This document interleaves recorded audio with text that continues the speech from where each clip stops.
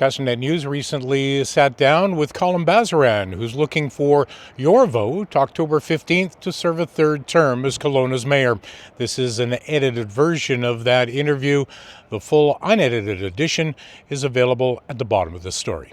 We need to tackle the crime and safety issues through partnership with the provincial government. So we heard last week, as an example, as a result of lobbying that myself, City Council, and the BC Urban Mayors Caucus has done, the province has introduced recommendations to fundamentally change the justice and healthcare systems as it pertains to repeat offenders. Because here in the city of Kelowna, for example, we know that 15 individuals last year were responsible for over 1,000 touches with police.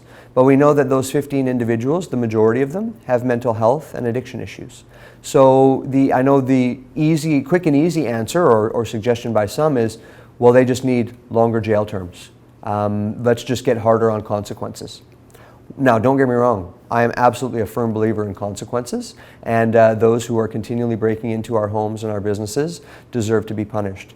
However, if they have an underlying mental health or addiction issue, how does locking them up mean that they're now going to come out of jail rehabilitated?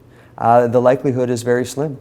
So we need to not only recognize that yes, consequences need to be faced, but a repeat offender with a mental health or addiction issue also needs to get the supports that they need to get treatment. We know that we need housing of all types in our city.